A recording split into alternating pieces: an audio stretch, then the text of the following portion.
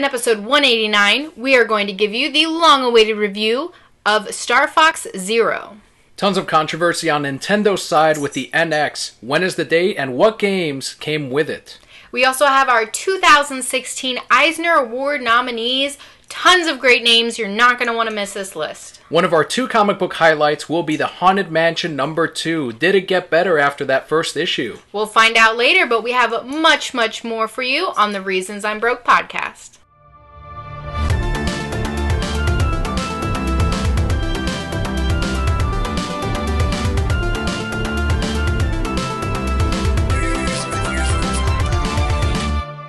Hello guys, and welcome to the Reasons I'm Broke podcast, bringing you the reasons we're broke, ranging from comics, movies, TV, video games, and more. I'm Kelly. And I'm Daniel. And for those of you joining us for the first time, welcome to the show. It's about time. We missed your face. The way we format our show is first we start out with some news. This again ranges from comics, movies, TV, video games, and more. And we follow up with a comic book highlight or two of the week. A lot's been happening with us throughout the week. Yes. I've been prepping for Free Comic Book Day.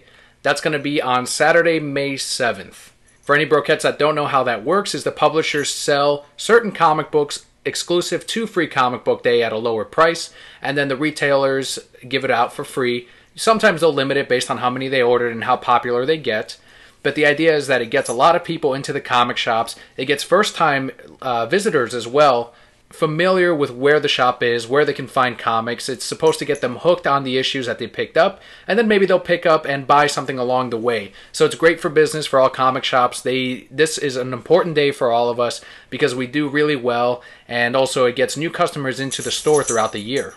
I remember it's always a very, very busy day for you. You come home and you're just beat, and you saw a million different people, some even in costumes too. So it's a great day. Get out to your local comic book shop and definitely check it out. I'll let you know what happens and how crazy it was, but I love Free Comic Book Day. The busy part of it is awesome. It's like the holidays, but in May, so I'm always for it, and I'm always for new people discovering the shop. So I've had a pretty interesting week as well. Our brokettes actually listened to the show, and they voted that I get a Twitter. So I did create my Twitter account this week. It is at Kelli because I am Emperor Kelli. Even after you created the Twitter and people were finding you and following you, I was still getting tweets like, Kelly needs to get a Twitter. And I'm like, yep, right here. Here it is. Leave me alone. At Kelli. Go follow, follow her. And you did. You have, 16, 17 now? I don't know. I don't know how to check. I know nothing. I know how to like things. And I kind of know how to reply to things. And I think I know how to retweet things. And I definitely know how to type things. Send Palpa Kelly some tips on how to use Twitter. Show her about the quoting retweets. There's quoting? Yeah, when you hit retweet, there's going to be 2 options, either retweet or quote tweet. Okay. When you quote the tweet, it'll put it in your very own Twitter and you can comment on it. So when people see the tweet, they'll see your commentary and then the bottom tweet, which is you quoting what they said. So it's a good way in which you can either put one tweet within your tweet inception of tweets. It's tweetception. Or you can just retweet it, in which it'll just show that specific tweet as it is in other people's timelines. It's kind of like sharing a status on Facebook. Interesting. Well, I'll have to figure out more of this stuff. I do want to start, though, #Kelly Decrees. Yeah, you were telling me about that. Yes. So I'm so excited, guys. So here's how it works.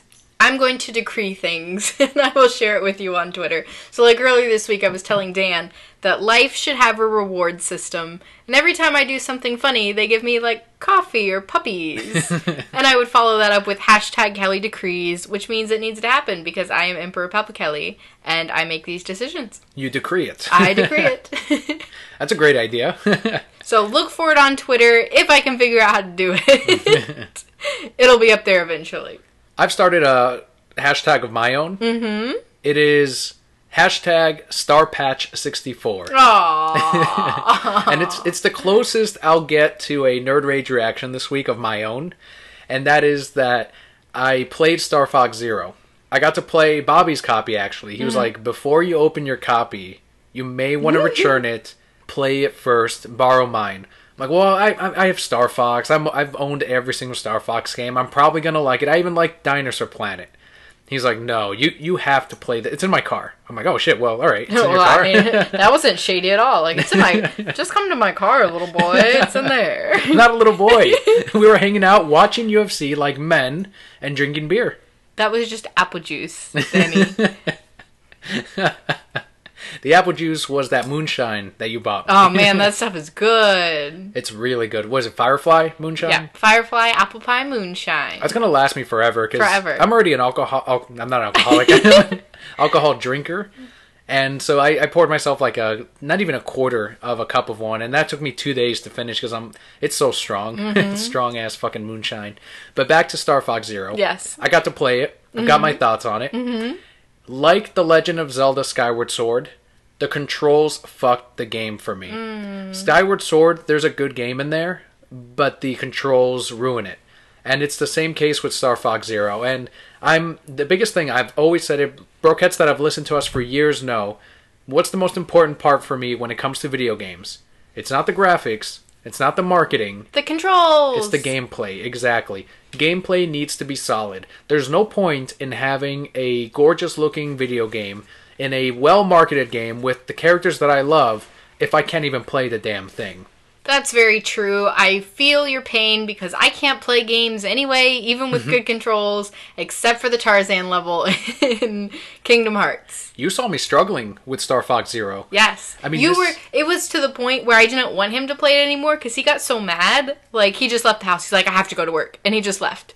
And I was like, okay, bye. You gotta understand how important Star Fox... I've been looking forward to this game. There hasn't been a Star Fox game in years. And when Miyamoto got back on it, and he was talking about putting all these old school throwbacks to the Star Fox 64 and to the Super NES version, and they even incorporated some of the gameplay stuff that they had to cancel from the canceled Star Fox 2. All of that in this game, as a remake Star Fox 64, things couldn't go wrong. But the controls are what went wrong. It's Miyamoto, once again, looking at the peripherals to his machine and saying, I want to use all of the aspects of the system. And it fails. People are comparing it to Lair, where you have to move the controller around when you want to aim. To anyone that doesn't have a Wii U or hasn't even played this, you control this R-Wing regular with the joystick, with your L and R buttons. But then to actually aim, it's not like the reticle that you normally have in Star Fox 64, where you would just fly and move the reticle like that and fire. Worked perfectly in Star Fox 64. Here you actually have to tilt the controller. The screen on the controller is your cockpit view, and that's like your zoomed in view. So that's how you fire at enemies. And with boss levels, it does this super zoom out with the R-Wing in all range mode. So you can't even fire or pretend to aim using the reticle that's already in the center. Using that, like, you can sort of get away with using the regular on-rails missions. You have to move the controller around, and it's terrible, because when it gets off, you have to recalibrate it every few minutes, and that happened with Skyward Sword also. But this is constantly, though. Like, you're constantly moving it around, you're constantly shifting, and if you're concentrating too much on the screen and firing at enemies, now your third-person view, you're getting followed by other ships and not noticing, until it's too late and they're already doing damage on you. It's extremely frustrating. That sounds like it pretty much sucks. Do you think there's any hope of them actually releasing a patch that's going to fix this? My whole thing with Star Patch 64, patch it like Star Fox 64, it's half-hearted, because I know this far into development, incorporating that much of the aiming and the level design on you being able to shift the controller, they're not going to be able to patch that. They're not going to be able to make it so that you have the screen as an optional thing. The level design, I mean, with even the bosses themselves, there's no way to do it. It would be like creating another half a game to try to do it. So I know it's not going to happen. I know they're not going to patch it like that. They may patch it a little bit easier so that you don't have to recalibrate as much, maybe tighten up the controls. But other than that, this game, unfortunately, is not something I can play. And again, big thanks to Bobby for letting me borrow his copy, because now my unopened copy I've returned. I'm sorry. It's alright, I still have the amazing Fire Emblem. Like, all said and done, yeah, I'm disappointed with Star Fox, my favorite of the Nintendo franchises. But I still have this other excellent game on my handheld that I can take around and play and spend tons of hours on. Unfortunately, it's not with Star Fox. I'll get on Twitter. I'll do hashtag StarFoxPatch64, hashtag Kelli Decrees. Star Patch 64. I know it's Star Fox Patch 64. Also, you're changing it now. Yes. No, that's what it's always been. You also renamed the Star Wolf team, just like you did with Star Fox. Name the Star Fox team first. So, Fox McCloud. No, you have Star Fox, you have Tipsy Toad, you have Peppo Hare, and you have Captain Falcon. And with Star Wolf, you had... Star Wolf. All right, so, and then Leon was... I forgot what Leon was, because you kind of made that one up. No, Andrew, what was his last name? It's like Puslowski. So, I named him Leon Perkowski, because I have a friend whose last name is Perkowski. How about... And then Andros was... Gorilla Grodd. So then his nephew, Andrew... He was Ultra Humanite. And Pigma Dengar? Pikmin Dengar. Just making up names. No, those are their names. I beat Star Fox Zero. It's completed. So yeah, I beat Andros. But I didn't go through and finish all the levels or finish the true form of Andros because there's no way to do it unless I'm playing with someone. Mm-hmm. If you're doing co-op mode, if you have a friend that's constantly there and they want to aim or they want to fly for you, it's not as bad. It's very much... I think it's actually fun with a friend. But if you don't have a friend, you can't beat it by yourself. It's extremely difficult. And for people that can do it, good on you, but I can't do it. And maybe it's because I'm not putting in the several hours into it to really, really master it. But I've already put in... I don't even know how many hours of this thing to beat it as is. Mm-hmm. I don't know. Just download Star Fox 64 for your Wii U. Yeah, and I already have it downloaded on the Virtual Console, and I go back to it every now and again. So that's what I'm going to have to do, is just go back and play the best version of Star Fox. You were telling me, though, that you had a special story this week from Super Smash Bros. Melee. Yeah, I remembered I never told this story on the podcast. I don't know if I ever told you either. But there were stores back in the day that were attached to Hollywood Video, and we've discussed it on the podcast before, but it's been like a year and a half. The Game Crazy stores. They were kind of like the... Hollywood Video was like the Blockbuster, and then they had Game Crazy, which was a second... I think it was a partnership with Hollywood. And it was like a mini GameStop or a Funko Land. And it was pretty awesome for a while there, because one of their cards, I believe they gave you 10% off even the new games. Oh, wow. And they had a tournament almost every single week. It was something new. And my brother and I, we thought we were awesome at Super Smash Bros. Melee. Like, you look now with the wave dashing and shit, like, oh, we weren't that good at all. But in comparison, we almost won every single time. Like, if we played together, we thought we were undefeatable. Now, there were two neighbors that were right down the street on a different road on the other side that were also brothers, that were also good at Smash Brothers, that also used Fox and Falco. I used Fox, my brother used Falco, and they used the exact same two characters. Do I sense a romance story here? There's no romance. There's a rivalry, an intense rivalry. Romance. Because we played, and we pretty much split the matches. Sometimes my brother and I would win, sometimes they would win. And it was like shit. And it was frustrating for both of us because we're like, we have to get better and be the best in our blocker. Like no one ever was? Exactly. We were very competitive when it came to Smash Bros. Melee. Game Crazy comes around. They're announcing their tournaments. And of course, Smash Bros. Melee makes it on there. So my brother and I are like, all right, awesome. We're going to sign up for this. If they show up, it'll definitely be final round, them and us. And of course, they did show up along with a couple of other players. It was a relatively small tournament. Mm-hmm. And it was going to be a 2-versus-2 battle, which was perfect. We're like, okay, my brother and I, and then we're going to team up and try to hopefully dominate the game. If you win, you get a copy of Smash Bros. Melee. Oh, shit. Which most of us, it was always the game that you were playing that you would win. Mm-hmm. So most of the time, you would just trade it right back in for credit, $30, and get something else if you want. Because, I mean, if you're already getting this game, you're probably good at it, you probably don't need it, or you can win it and gift it to someone else. Well, the people at Game Crazy decided... You don't get to decide your partnership. It's going to be random. No! We're like, this is bullshit. Why? There's zero reason to do this. They're like, okay, so they randomly picked out people from the hat, and because it was a small number of players, I got stuck with this kid who used Samus and only used the charge beam shot over and over again. Aww. They did not know how to play Melee. My brother got stuck with someone very similar. The two brothers ended up getting paired. Ugh. They pulled the fucking names and they got paired. We're like, what fucking luck is this? And it ended up being me and my partner against the two brothers in the final round. My brother got knocked out by them earlier in the round. And me and my my other partner beat these two other that also didn't know how to play. So we played, and it was the final round. My brother's like, yeah, they beat me. I couldn't. What am I supposed to do when it's me versus two, essentially, because my partner's not doing anything? And it was the same fucking thing with me, except I was able to eliminate one of them.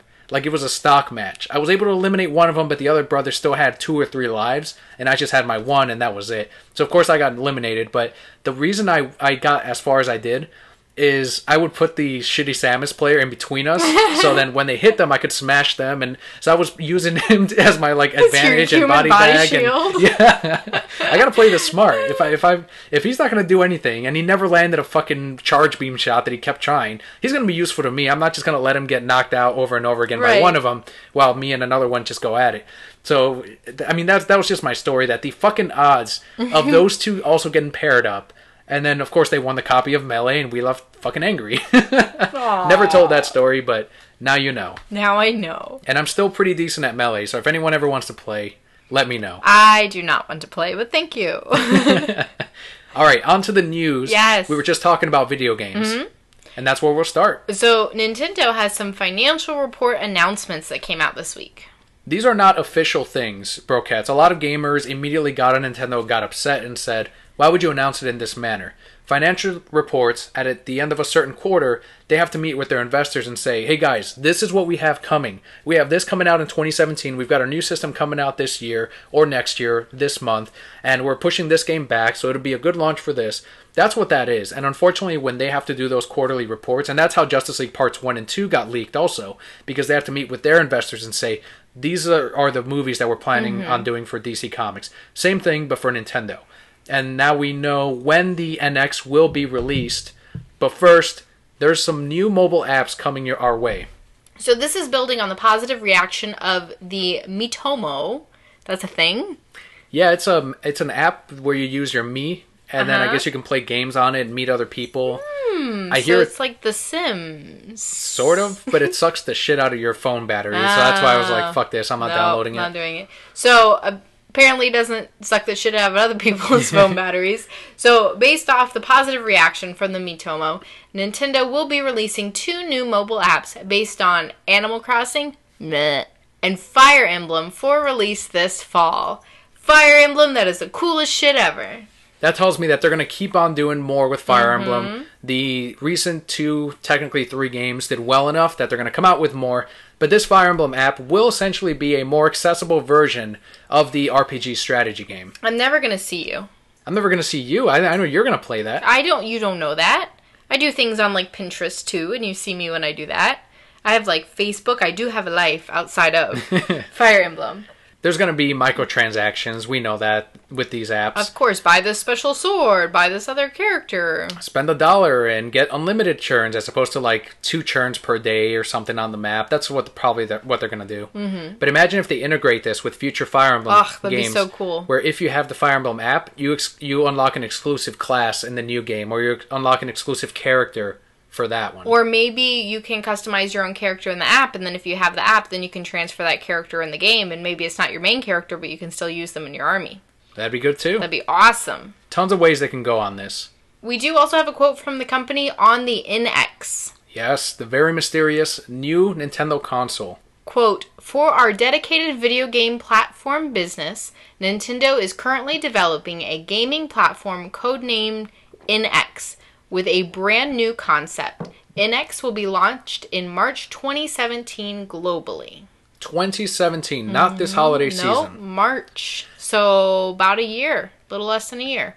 The NX is still only the console's code name. That's something that they reassured, and definitely believe that because they didn't stuck with the Dolphin as far as the GameCube. They didn't stick with the Revolution when the Wii came out. Can it be codename Kids Next Door? Why would it be next door? That's pretty close. You don't remember Codename Kids Next Door? I do. And this is the NX, so it's Codename Kids Next Door. Where's my reward? Where's my coffee? Kelly decree. Hashtag Kelly decrees. So when asked on why Nintendo wasn't going to launch this holiday season, because that would have made sense, right? Nintendo president Tatsumi Kimishima explained that they wanted to make sure they had a strong library for its launch. I mean, that's kind of smart. People always complain there's never enough games. Especially with their lack of third-party support, I don't know how many of them are going to come back for the NX. If they released it this holiday season, it would have been a weaker lineup, even with The Legend of Zelda. They release it in March, they'll have a little bit more time, a few more licensing deals that they can do for games. It's unfortunate that they just didn't work hard enough to try to get it out for this holiday season, because they can't wait another year. They can't say, well, let's just wait till next year's holiday season, because now they just have Zelda, Star Fox already came out. This year you just have Paper Mario, one of the Sonic and Mario Olympic games for the Wii U, and I think there's a smaller RPG as well. Nothing massive. There's no Mario, full-on Mario games. There's no Mario Karts. You have to launch this thing within a year. All they need to do is make another Pokemon Snap and we'll be fine. Well, they do have the Pokemon handheld. That'll help them out there in this holiday season at least. So that'll keep them afloat for that. But aside from that... This does bring us to our first of the day. Nerd Rage Reaction! That's so weird. I don't know how you do that every week. I let it go longer too. I do the long reaction because you're powering up. I can't. Have you seen, speaking of which, I guess Shia LaBeouf did a motivational video. Oh yeah, that one. Yeah. And they superimposed it over Goku powering up for the first time with Frieza. And so Shia LaBeouf motivated Goku. Turned him Super Saiyan. So the Nerd Rage reaction is a quote that we find, usually underneath the same stories that we research, of someone that is upset for usually nonsense or some funny reason or irrational reasons. And we do have one picked out for this. Quote, "This is the strangest console announcement I've ever seen. Announcing a release without anything about it, and it's coming out in March after the holiday season. It's not even going to show at E3. What is Nintendo doing? Making money. That's what Nintendo's doing." Hopefully with the NX. I don't know how much faith people have on this thing. But this all goes back to this person does not understand financial reports. This isn't the way that they wanted to announce it. And they are saying that they're not going to be showing at E3. So this year's E3, no NX, they're going to focus on something else. They seem to have forgotten that the Nintendo Direct is a thing.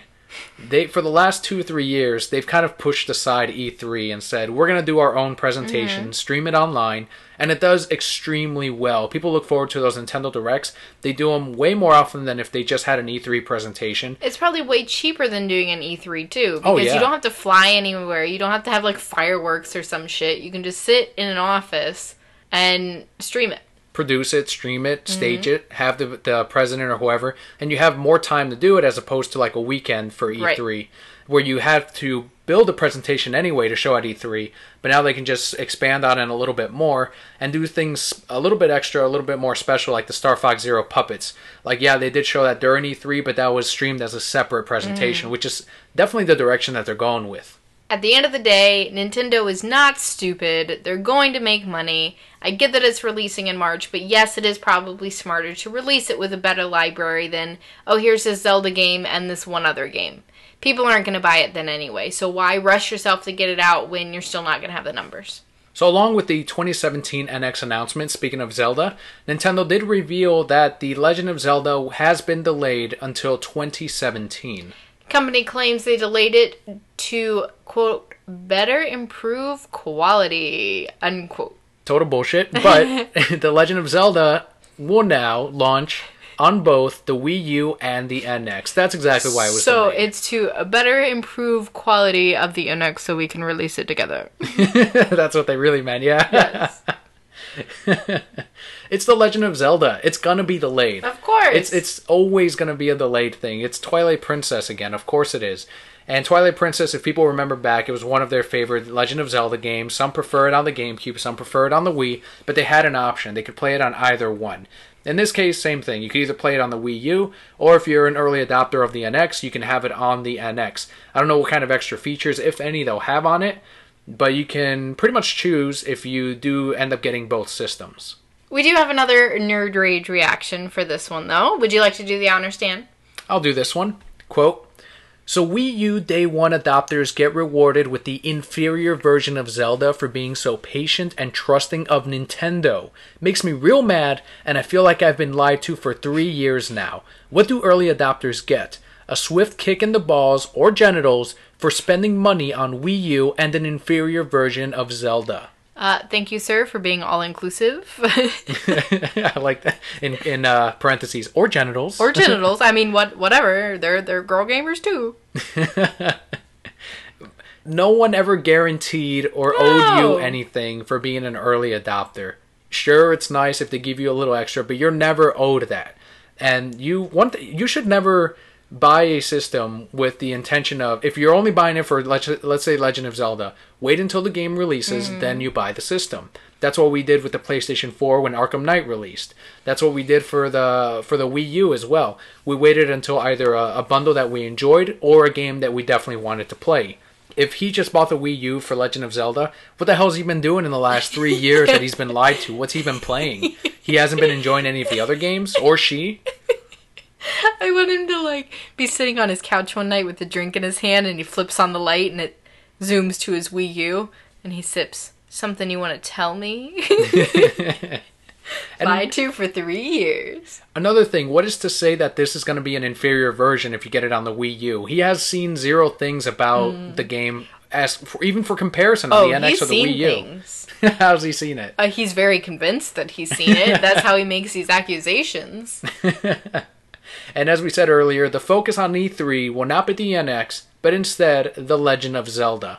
So we have another quote here from Nintendo PR, which says, quote, "Nintendo changes its approach to the show every year. This June, Nintendo will focus its attentions on the upcoming game, The Legend of Zelda franchise. The Wii U version of the game will be playable for the first time on the E3 show floor, and it will be the only playable game Nintendo presents at the show, in order to provide attendees a complete immersion. Additional information about Nintendo's E3 plans will be announced in the future." Maybe they'll have something with Pokemon, but, I mean, they said it themselves. They're always changing their approach every single year. It's just going to be a Nintendo Direct, and that's where they're going to show the new Pokemon, some footage, more footage of the new Pokemon game, more stuff on The Legend of Zelda, and really Zelda is the main thing that people want to see. Did you decide again which Pokemon game you were going to get? And by decide again, I mean, did you change your answer? I'm getting Pokemon Sun. Good. I'm getting Moon. We should have some Pokemon news very soon. Hopefully. As the new Korokoro magazine releases for May. Supposedly, they're going to have some box art for it. And whenever they show the box art, they show new Pokemon right on the cover. Usually legendary, so we'll probably see the legendaries exclusive to each one. If I don't like the legendaries, I'm not getting it. Neither legendary or just switching? Hashtag Kelli decrees. You'll decree that, and then they'll show the starters, and there'll be one starter you like, and that's when you'll get it. Then I'll just put Kelli can change her mind. Hashtag Kelli decrees. Alright, on to the small screen. What is new on Netflix? Our once-a-month segment. Very, very short list this month. Last month we had a billion things, but like we said, very short. So coming to Netflix, we have Goosebumps, the 2015 movie.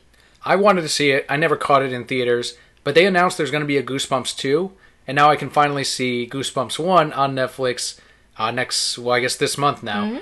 These are just the highlights. Remember, Brokettes, these are movies or television shows that relate to the topics that we cover every week. If you want to see the full list, you can just go on Google and type "What's New on Netflix, May 2016." We also have a few titles that are leaving Netflix this month. First is The Animatrix. I don't know what that is. That was based on The Matrix. It was the filler between the first and the second one, but it was kind of like the Gotham Knights. Remember a Green Lantern Emerald Knight? Yes. And then they did Gotham, I think it was called Gotham Knight. It's very much like that, where it's different stories and different animation, and they're kind of short stories. With Animatrix, there was a 3D version, there was an animated version. All of them were animated, but done differently, just like that special, that Batman special. Oh, because I thought it was a cross between the Animaniacs and the Matrix. No, not quite. Although maybe almost. I think they're both under Warner Brothers anyway, so Perfect. Maybe they could do it. I figured it out. Next up, we have Full Metal Jacket. Catch that before it goes away. It's definitely worth it. Another Kubrick film. And finally, Scooby-Doo, the live-action movie from 2002. I wasn't a big fan of it. This was a terrible movie.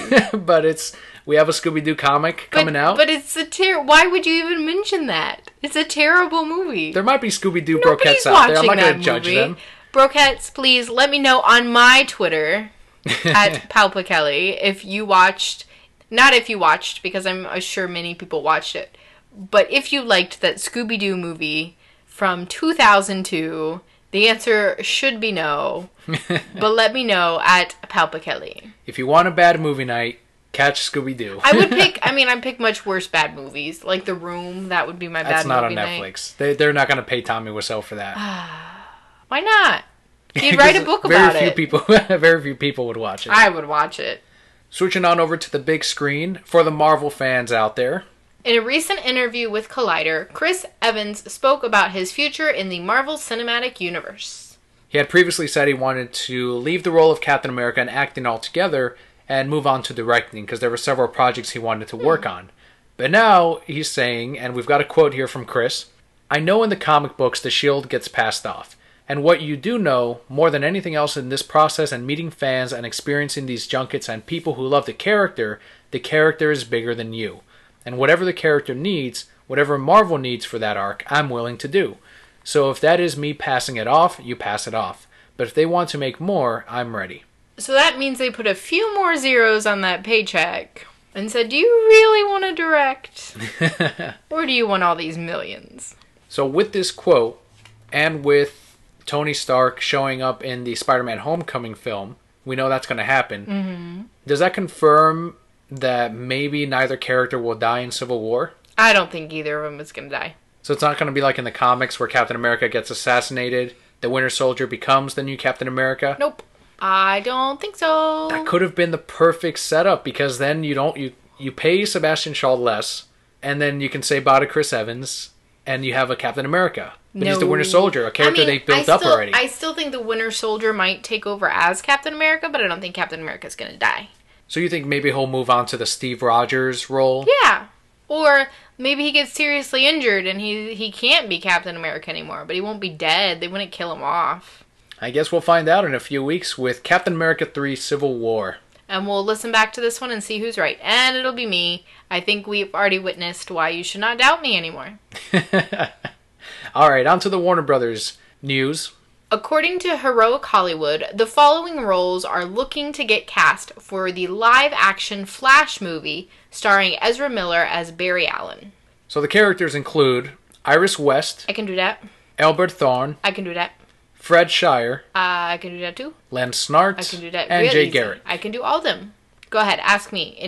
Ask me to be one of these. Go ahead and be Albert Thorne. Okay, send me a line so I can respond. I didn't know you were the Reverse Flash. How could you betray us?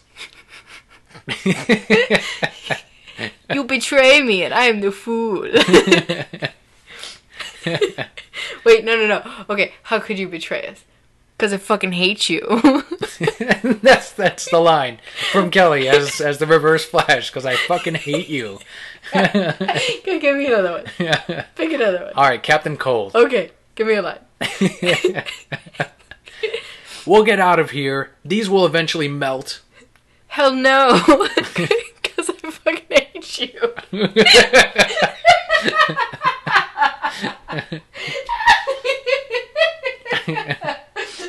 Okay, give me another one. You're Jay Garrick.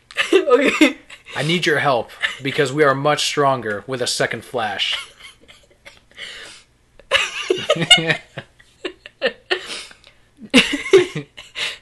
No, because I fucking hate you. That'd just be my response to everything. Did I get the part? I guess so. But look, if they have a Cisco in the TV show, they better have. They're already borrowing most of these characters that already appeared in the show, and I say borrowing like they originated in the show. But if they have a Cisco in the movie, call me Warner Brothers. I will fucking pull that fucking role. Okay, why don't you just go to a casting call? It's out in California. They need to come to me. Sometimes they come to Orlando. They come to Universal Orlando all the time for movies. Warner Brothers, I was in the background to Comic Book Men, alright? AMC. Okay, I was actually in, like, Comic Book Men on AMC. Well, that's why you're going to be one of these characters. You've got it already as Captain Cold or Reverse Flash. I already You've got got that my line lines delivered. down. Yeah, you got your line. But me, I've got to fight for this still. If they had Ocean Master in this movie, I'd be all over that shit. And I know some think, but you're already Aquaman. I'll fucking be undercover Aquaman as Cisco. Fuck it. As Vibe. They both look like me anyway, so. So, what acting background do you have? Aside from Comic Book Men? Yeah, aside from you being in the background of Comic Book Men. I used to be a radio DJ at my college. Okay, is that acting? Took a lot of acting. Okay. Yeah, a lot of, whoa, hey, how's it going? We just listened Whoa. to X, Y, and Z. Oh, that's a crazy story. A lot of bullshitting. That doesn't mean that you can act. I can act terribly. Okay. You didn't specify. I can do what Aquaman did in Batman v Superman and float around with my hair. I can do that. You've seen my roles, my redelivery of lines as Cisco. We watched The Flash together. Yes, yeah. So let's talk about your redelivery of lines. Yeah, you always turn to me and you're like, how would you deliver that line if you were Cisco? And how do you always respond? Like a fucking badass. I'm always like, Flash, you need to do this. Go find him. I've got this tech, and if you don't use it, I will. Why are you acting like Batman? Because what better person to help the Flash than Batman? And then Cisco Batman. What if the Flash goes, "Hey, Cisco, why are you acting like Batman? You're being weird." You asked too many questions. Brr, brr, and then elbows and fucking grappling up. You're not Batman. You're Cisco Ramon, a little nerdy guy who builds shit. Not when I'm acting him, alright? People will like that character more than they do now. And this is why you will not get the part. Not because of your bad acting, but because you'd acted as Batman. I'd keep changing the character all the time. Remember at one point I got crazy and I was like, give me that suit, Flash. Yeah. And I like ran faster than he did. I remember. That show just got crazy real, guys, so you should be watching it. I think I like season 1 more so far, but Yeah? who knows? Maybe the payoff to season 2 would be great. Hopefully. So, is it a mistake that they're taking characters that already exist, that are already beloved by many people, millions of people throughout the world, and retranslating them and trying to make them work on the big screen? Would it not have been smarter for them to reach into the Rogues Gallery for the Flash and pick different characters, maybe even different supporting characters? Here's the thing. You don't know the story that they're going to tell.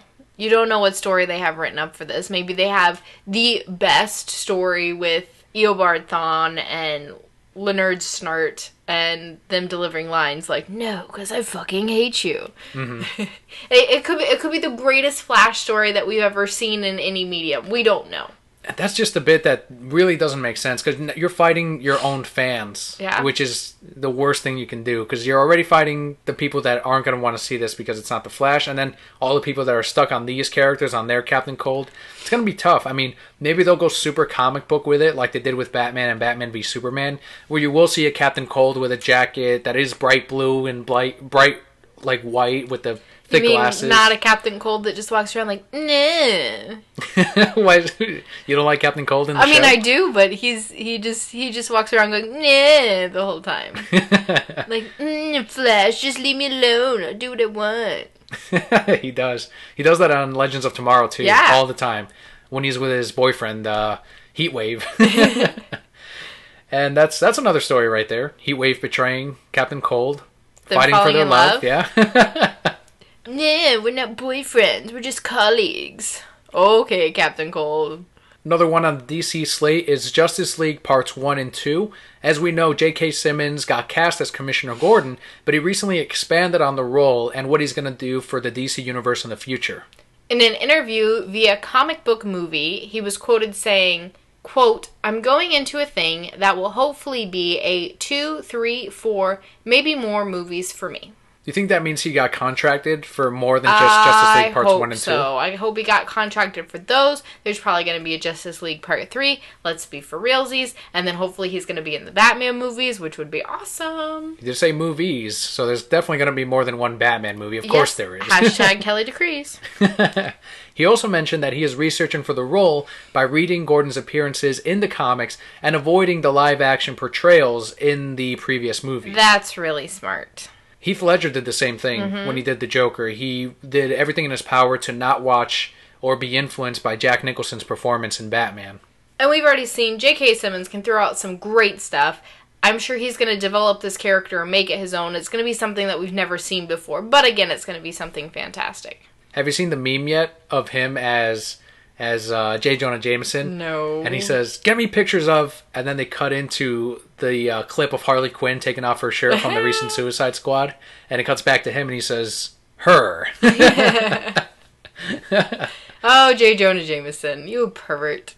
But apparently not everyone is happy with news of more Warner Brothers and more DC movies. Of course not. We do have another nerd rager. Just put him and Ben in the movie already. Shut down Justice League and do the Batman film. I'm not gonna lie, the first time I read this quote, I thought he meant Uncle Ben. And I'm like, why is J. Jonah Jameson and Uncle Ben in a movie together? You follow them two around? I guess. The two unlikeliest of friends. Uncle Ben and Jameson. Yep. They could have like a little theme song. It'd be great. It'd be like a little sitcom. Shut down the Justice League and make $0. Make $0. And do the Batman movie. Yes. How ridiculous. Actually, they would be making $- because they've already done so much work on it. Yeah, they're already filming Justice League. Yeah. Shut it down, though. $. Just do Batman. Yeah. I mean, they just finished the script, but just do it already. Just do it. Shut it down. They want to see it. Just do it. Silly Nerd Rager. And silly poll results. Not silly poll results. Held a Twitter poll. Yes. For Brokettes, the poll was, which will do better at the global box office? Batman v Superman or Suicide Squad? And what did I tell you would do better? You said Suicide Squad was going to do better both in the global box office and in reception. Yes. Which I half agreed with. I think it's going to be better reviewed than Batman v Superman. I don't think it's going to make as much money as Batman v Superman. Okay. And what did our Brokettes think? Brokettes thought that, of the two movies, which one was going to make more? 41% said Batman v Superman. 59% said Suicide Squad. So, given these facts, which one of us was right? I think I'm still going to be right. I think I'm still going to be right. What do you mean these facts? Suicide Squad hasn't even released yet. We don't know what it's going to be. So you're saying you don't trust our Brokettes? I think they are voting on which one they want to see more, or which one they're more excited for. You do not trust our Brokettes. That their opinions mean nothing to you. No, that's not true. That is exactly what you said. I'm saying 59% of Brokettes are going to be wrong. 41% I agree with. 41% I agree with. Whoa. That is the majority, sir. We are going to lose 3 viewers right now. Because you said that you don't believe them and their opinions mean nothing. I never said that. No, their opinions mean nothing. I never once said that. That's what I heard. You said that. Brokettes, rewind this episode. Hear him say that because that's what I heard. I think it's a funny poll. That's all. Funny poll results. I think that it's truthful poll results and you need to stop doubting me. I need to know why people think Suicide Squad's going to make because more. It's going to. Why? Batman v Superman has 2... On the title alone, it's always 10 times out of 10 going to beat out Suicide Squad. But Suicide Squad will get more multiple views than Batman v Superman did. Hashtag Kelly decrees. And you can't top that. Let's move on. Even if it gets multiple views, China, huge chunk of money in the box office, in the global box office, you think in their country even Batman v Superman is going to be smaller than the Suicide Squad? Where there's less exposure to what Suicide Squad is? I have 2 words for you, Danny. Just 2 words. Kelly decrees? No. I mean, that would be good. But just 2 words. All right. 3 words. I got 3 words for you. Harley fucking Quinn. Batman? One? No. That's only one. No. And then Superman. No. Those two, even Batman by himself is bigger than Harley Quinn. Nope. It's not even in the title, Harley Quinn. So, she's there. All right, we're going to find out in August. We're going to find out who was right. Can there be like a big bet on this? Fine, but you Like- better... Come August, you better not say, I told you Batman v Superman was going to be No, bigger. I'm not going to say that. I will say that I think Suicide Squad's going to do better. So what's the bet? I can never think of the bets ahead of time. You can buy me a tattoo. Alright, I'll buy you a tattoo. Okay. And apparently you want nothing, so cool. Alright, so we also got the first trailer to the very anticipated Batman the Killing Joke animated movie from Warner Brothers Animation, the first R-rated animated feature for DC. We got the first trailer? The first official trailer. First trailer's out there? You haven't seen it yet, have you? No! And whose fault is that? Let's have Kelly watch it. Be back in a second. Why aren't you laughing? And we are back. Kelly is probably creeped out by that trailer. How nice of you to remember to show me that when it first released rather than watching things without me. But look, now we have fresh opinions for the brokettes that we value so much. My fresh opinion is that you were watching things without me. So what'd you think of the trailer? You can watch it on YouTube, brokettes. It is out there. It was awesome. Mark Hamill and Kevin Conroy, Batman and the Joker, in what is right now the greatest Joker story out there. And it was spooky, but it's going to be amazing. You were a little confused by Hamill's performance in Yes. certain parts. Was it because it was a little too different than what he did in the animated series? And was it good that he did it a little bit differently? I would have to see the full thing because, again, we're just seeing snippets. It could be just those snippets that are different. It does sound... It's not exactly like what he used to do. His voice, he made it sound a little more insane, a little less smooth than we saw, a little less playful. But then again, this is also a much darker movie than the animated series. This is for adults, whereas the other was primarily for children. So that could play a large part in why he chose to change it. Conroy still sounds the same. Yes. He's always going to sound the same, and that's all we want from him. The full movie is set to debut at San Diego Comic-Con this year with a home video release for later this year. Still no specified street date. Now, let me get your opinion. Do you think this should have a theatrical release? I do not. I think if they wanted to do a theatrical release, it would have had to... We would be in a situation again like Mask of the Phantasm, where they would have been told like 5 weeks out, hey, we want this in theaters. And then Bruce Timm had to go back, reformat scenes, redo certain scenes because they had to be set up differently for the big screen. So no, at this point, release it on Blu-ray. It's going to do well. If you want to watch it, they're going to buy it. I already have it pre-ordered. I haven't even seen this thing, and I'm going to own it. Because it's The Killing Joke, because it's Kevin Conroy, because it's Mark Hamill. And it's a story that everyone's so familiar with. It's only... I mean, you could only win in this case. Our two things were put Mark Hamill in it, put Kevin Conroy. The rest will write itself and do itself. The rest, just let them talk in a room together and you've got a movie. What about you? I totally agree. The other problem you're going to run into this if you release it in theaters is you're going to have the parents who say, oh, it's an animated Batman movie, let me take my kid. And now they're seeing a bunch of fucked up shit. So yes, release it on Blu-ray, DVD, whatever. The people that want it will buy it. And then you don't have all this controversy and trying to put it out there in theaters. Haven't recently seen, actually this morning, rewatched Batman The Dark Knight Returns. That animation looks much cleaner, smoother than what we saw in this trailer for The Killing Joke. So I think, and that happened with Robin, Son of Batman, where their anime, I don't know if they got a different department or I know it's all done overseas, but maybe they went with a different company. It's not as smooth. It's a little choppier. It's not as clean. Maybe when we get the full release, it'll be different because, again, they have no release date, so they may still be polishing it out. So that's the only thing I wish they kind of went back to some of the better animation that we had in the past. But, I mean, it's Bruce Timm behind it. It's sort of like video games. As long as the story's good, the acting's good, the animation won't be as big a problem. So we did mention earlier, they announced the Eisner Awards for 2016. We do have some nominee highlights for you. You can get the full list at comiccon.org. But we're going to go through some of these categories and let you know who we think won. Not who we think won, who we chose to win. Hashtag Kelly Decrees. These are the winners of the Eisner Awards. So don't even pay attention to when they eventually come out with who they think won, who the Eisner people. Who are these Eisners anyway? Fuck them. We're the only ones who matter. So we're choosing from the categories that we wanted. Yes. And the winners. But some of these, there's two that we're going to kind of debate and choose right here on the show. So whenever you hear this author or this artist or writer, whatever, you can say, oh, they won in the Reasons I'm Broke Eisners. Yeah. They're the official winners. The reason I'm Breisners. So the first category, best single issue / one shot. We have the winner. The winner is Silver Surfer number 11 by Dan Slott and Michael Allred. Woohoo! This is the issue that had the infinity symbol on the Yes, cover. that one was so cool. That's the one that they had their nominees, and we decided, all right, guys, this is good. This is the winner. This is the one that's going to win. Our next category is Best Continuing Series. And the nominees are Silver Surfer by Dan Slott and Michael Allred from Marvel. And Giant Days by John Allison, Lisa Treyman, and Max Sarin from Boom Studios. So we've got 2 nominees. Yes. On the Reasons I'm Broke Breisners. Yes. The Reasons I'm Breisners. Breisners. That's what you said. Kelly DeCrease. The reason I'm Breisners.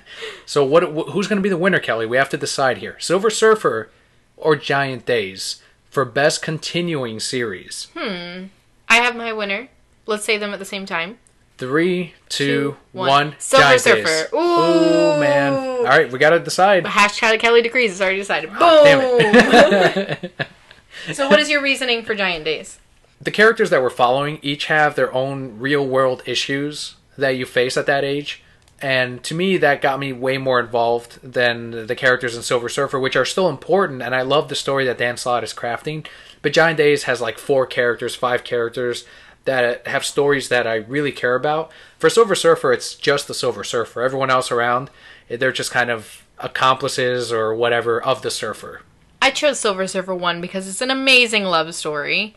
But 2, and I understand initially Giant Days wasn't a continuing, but they did have that lull in the middle where you could tell, oh, this was where it was supposed to end. You haven't had that with Silver Surfer. It's been steady and solid throughout the whole thing. It's woven a fantastic story. It's going to be something that will be great to pick up in a trade paperback and just read it all the way through. Next category, and the winner for Best New Series is Paper Girls by Brian K. Vaughan and Cliff Chang. That's from Image Comics. Paper Girls has been a fantastic series so far. I have been on the edge of my seat every single time I read an issue. Same writer as Saga. Next, we have category for Best Penciler/Inker or Penciler/Inker Team. And our nominees are Michael Allred from Silver Surfer at Marvel, Art Ops from Vertigo and DC Comics. We have Cliff Chang from Paper Girls, Image Comics, and Erica Henderson, Jughead, which is Archie, and Unbeatable Squirrel Girl from Marvel. This is a lot of names. Well, those are the books that they did. Mike Allred did Art Ops Silver Surfer, Cliff Chang got nominated for Paper Girls, Erica Henderson got nominated for Jughead and Unbeatable Squirrel Girl. But there's a lot of parentheses and semicolons. So Mike Allred, Cliff Chang, Erica Henderson. We got to decide who the winner is for the reasons I'm Breisners. Could that be the name of the episode? The reason I'm Breisners. I've got my winner. I got my winner. 3, 2, 1. Cliff Chang. Oh! Cliff Chang. There you go. Cliff Chang, congratulations for winning the Breisner. The Breisner. The reason I'm Breisner. Paper Girls is awesome. It is. This is the second award for Paper Girls today at the Reasons I'm Breisners. And first time winners at the Reasons I'm Breisners. Everyone's a first time winner. But definitely his art is very unique, very fun to look at and follow. And as I've said many times on this show, I don't typically pay attention to art, but I do look at his. Absolutely. Next category and winner for Best Painter / Multimedia Artist. And the winner is... You've got to say it. He's a song. Dustin Nguyen. For Descender from Image Comics. Yes. Gorgeous book. Beautiful. The way he uses colors and shades and tones. And the paper itself. It's all watercolor. And the paper. And the imagery. I'm just making up words. But Dustin Nguyen is one of my favorite artists. Absolutely love his work. Descender has been amazing. All the work he's ever done on Batman. He's one of the reasons that I fell in love with comics. Next we have category Best Cover Artist. The winner is Amanda Connor, Harley Quinn. This will be the first award for Amanda Connor on The Reasons I'm Breisner, and first nominee for The Reasons I'm Breisners. Amanda, congratulations. Yes. Love your Harley Quinn covers. Yes. That sells the book more than anything. I mean, the book inside is awesome, but you got to have an awesome cover to attract the reader. It's not just the fact that it's fucking Harley Quinn and people are going to buy it. You got to have a good cover. Mm-hmm. And she always has awesome covers. Every single time. So good that you wish she did the interiors every month. I wish. Maybe some year. And finally, we have Best Colorist. And the winner is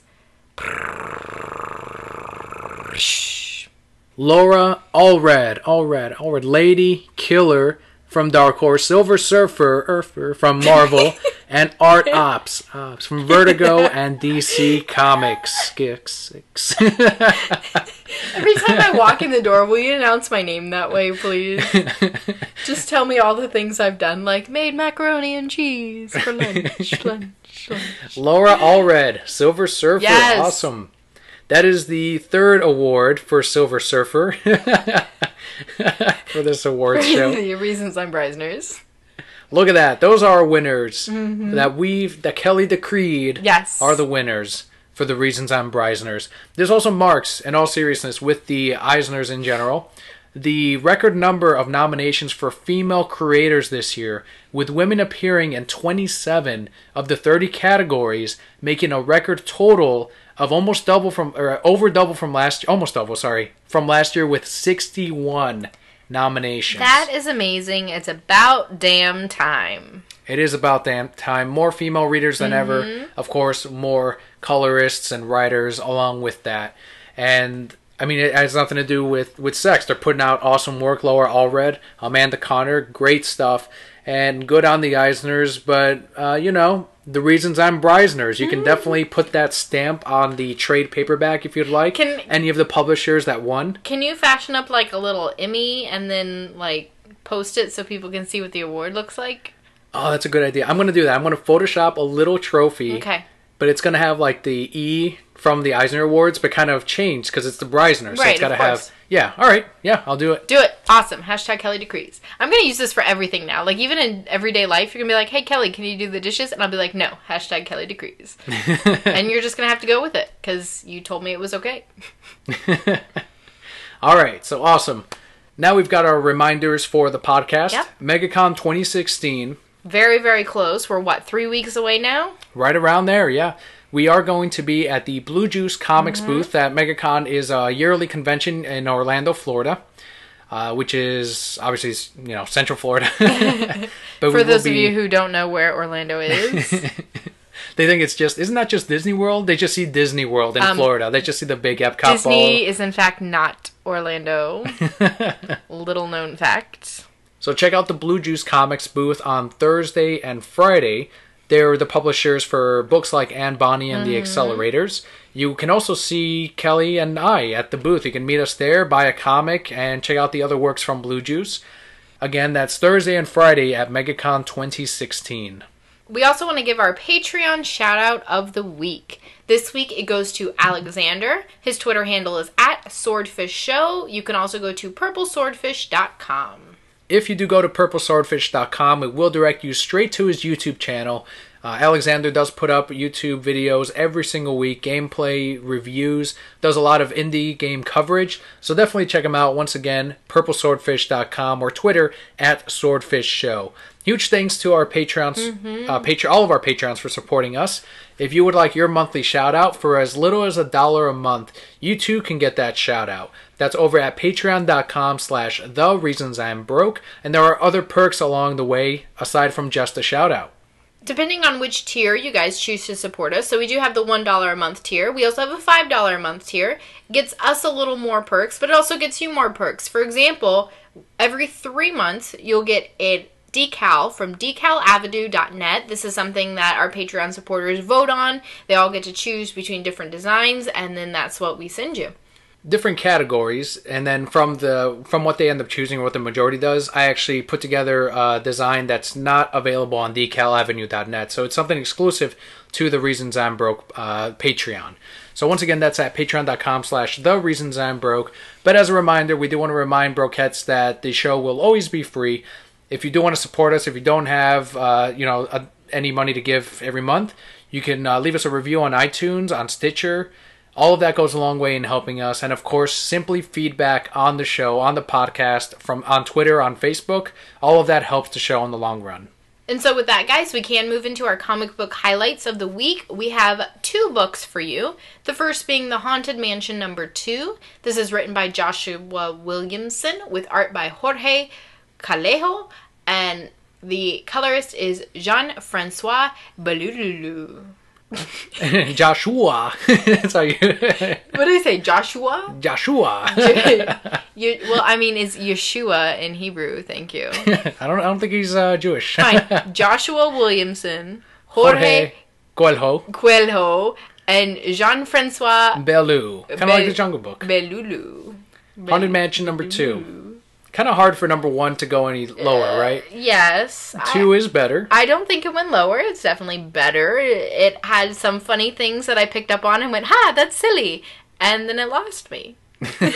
Some references to the ride, right? Yes. If you have ever been on the Haunted Mansion ride, there's a lot to pick up on and a lot to see. So for fans of the ride, I think there's enough in there for them, because they are giving characterizations to some of the statues or some of the ghosts that you see in the ride.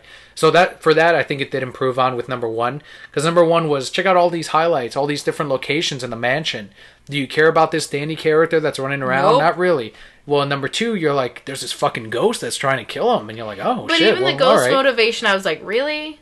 Really? Really? It still got better, though. I mean, it got better, but I still went, really? Like, this is why they're all trapped? Really? I hope it's a pattern, that it just continues to get better and better. By the time we get to the final issue, I want to say it's 6 issues. It's only a miniseries, but we'll find out. Not necessarily a pass of the week or a pick of the week, but still something that we didn't want to touch up on because we did not give #1 the best review. Of course. And we also like to review the #1s that do release, and we do have one this week, and that goes to Harley Quinn and Her Gang of Harleys #1, written by Jimmy Palmiotti and Frank Thierry, who actually wrote the script to Marvel vs. Capcom 3. Art by Morissette and colors by Hi-Fi. That's a true colorist name right there. What about the artist? Morissette. I mean, but Hi-Fi. That's not even a name. Morissette should have been a colorist then? Is that what you're saying? Yeah. But he's got to change his name a little bit. Like, spell his name backwards. Tessie Rome. Yeah, that would be his name. Tessie Rome. Tessie Rome. So, I'm typically a big fan of Harley books. I can't say I'm such a big fan of this book. I like the artwork better in Harley Quinn and Her Gang of Harleys than I do in the main series. Morissette did awesome, and I love the stylized version to all the characters. The downside is, we reviewed the older issues for Harley Quinn, and our least favorite bits of it were Her Gang of Harleys. This is a book in which you are following them as they try to rescue Harley. So it's not necessarily a Harley Quinn book, although there are some fun Harley Quinn parts, but it does focus on the characters that you don't really... It's not who you bought the book for. Absolutely. I totally agree with that. And beyond that, there's just a lot of words. Because then they give a background on each and every character, and I'm not going to lie, I skimmed over most of it. I was like, oh, that's your name? Okay, cool. You know, you keep going. They have all these characters in there, and yes, Harley's really fun, and I do like some bits and pieces from her gang, but I'm just not invested enough in all 7 of them, or however many they are, just yet to really fall in love with the book. And it looks like this one's also going to be a 6-issue miniseries. Of course, we'll pick them all up because we like Harley Quinn. We pick it all up. And Jimmy Palmiotti and Amanda Conner, we love. So we'll still enjoy the Harley books as they release. Unfortunately, this one wasn't as strong a start as it could have been. But we were kind of warned ahead of time by Her Gang of Harleys on the fucking title. And guys, that will do it for our podcast this week. We threw a lot of news at you. We had some great comic book highlights. Thank you guys so much for listening. Once again, the best part of the show for us is just to have you viewers and interacting with us. And this one being episode 189, we are creeping up on episode number 200. Woo-hoo! So we need your help, Brokettes. We want you to let us know what you'd like to see for big episode number 200, and we'll do our best to do as many of those things as possible. Whether it's a news story or a segment that you'd like us to try out or try to do, things like that we can always consider and try to work into big episode number 200. So we obviously want to make it something special. I know what we can do. I can just sing my favorite songs for Brokettes for an hour.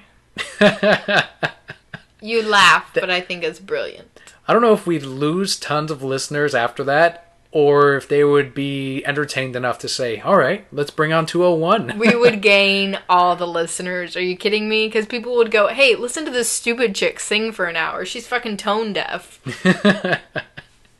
So there you go, Brokettes. Once again, you can follow us on Twitter at ReasonsI'mBroke or at Kelli, because that's me.